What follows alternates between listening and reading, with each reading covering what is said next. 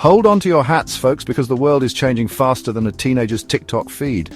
We're talking about techno-feudalism, a fancy term for a not-so-fancy reality where a handful of tech billionaires are basically the new kings and queens of the digital world. Think medieval feudalism, but instead of knights and castles, we have algorithms and iPhones. In this brave new world, your data is the new gold, and these tech giants are the ones hoarding it. They own the platforms we use every day: Facebook, Google, Amazon, the whole shebang. And just like feudal lords of old, they control access to these digital kingdoms, dictating the terms and reaping the rewards. But hey, at least there's no plague, right? Or is there? The big question is, are we just serfs on their digital estates? Or can we reclaim some power in this new world order? Buckle up, Buttercup, because things are about to get interesting. Okay, so maybe comparing Silicon Valley billionaires to medieval lords seems a bit dramatic. But stick with me here. Back in the feudal days, you had lords who owned the land and peasants who worked it in exchange for protection and a very small share of the crops. Fast forward a few centuries, and not much has changed, except now the land is digital. Think about it. We spend our lives on these platforms, generating data with every click, like, and share. That data is then used to sell us stuff, influence our opinions, and basically turn us into predictable little consumers. Sound familiar? It should, because it's the same old song and dance, just with better costumes. But here's the kicker. In medieval times, you could at least see the feudal lord riding around on his horse. These days, the lords of the digital realm are hidden behind algorithms and corporate jargon, making it even harder to fight back against their growing power.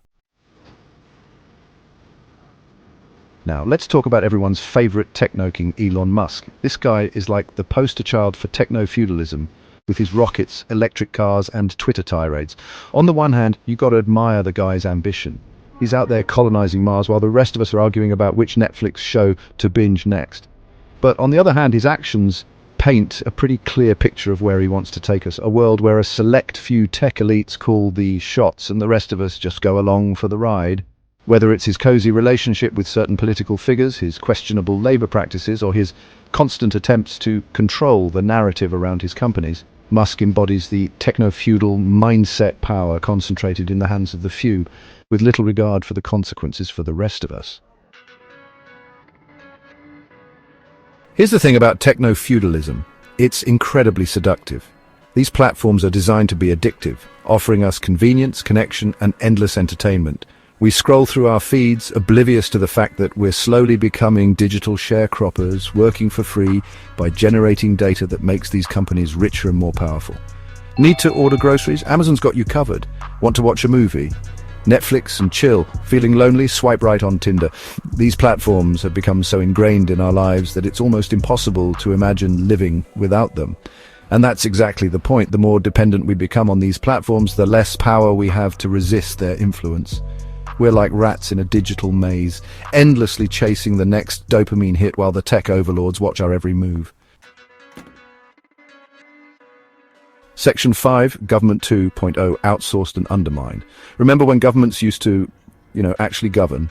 Yeah, me neither. These days, it seems like every aspect of our lives is being outsourced to tech companies, from healthcare to education to national security, and why not? After all, these companies are run by brilliant minds who can code their way out of any problem, right? Well, here's the problem. When you hand over the reins of government to unelected tech CEOs, you're essentially giving them free rein to reshape society in their image. And let's not forget about the erosion of public services. As more and more aspects of our lives move online, traditional public institutions are being defunded and dismantled, leaving us at the mercy of these private companies who are accountable only to their shareholders, not the public. Section 6, the algorithm knows best, shaping our thoughts and choices. Ever get the feeling that you're being manipulated online? Well, buckle up, because it's about to get real.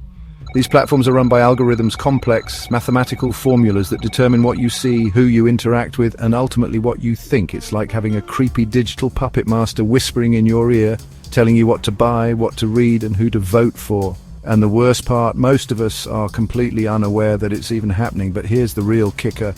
These algorithms are designed to keep us engaged, even if that means feeding us a steady diet of outrage, misinformation, and clickbait. After all, a divided and distracted populace is much easier to control than one that's informed and engaged. Section 7. A world in fiat, techno-feudalism's global reach. Think techno-feudalism is just an American problem? Think again. This digital dystopia is spreading faster than a cat video on YouTube, and the rest of the world is scrambling to keep up. From China's social credit system to Europe's struggles with data privacy, the battle for control of the digital realm is heating up, and it's not just about data anymore. These tech giants are using their wealth and influence to shape global politics, finance, and even warfare. We're talking about a new era of digital colonialism, where the lines between corporations and nation-states are blurring faster than you can say Mark Zuckerberg. The stakes are higher than ever before. If we don't find a way to rein in these digital overlords, we risk sleepwalking into a future where the fate of humanity is decided not by elected officials, but by algorithms and corporate boardrooms. Section 8. Fighting back in the digital commons. Can we break free? Okay, so it's not all doom and gloom. Despite the challenges, there's still hope for reclaiming our digital sovereignty. Just like the peasants of old who eventually rose up against their feudal overlords, we too can fight back against the tyranny of techno-feudalism. It starts with awareness.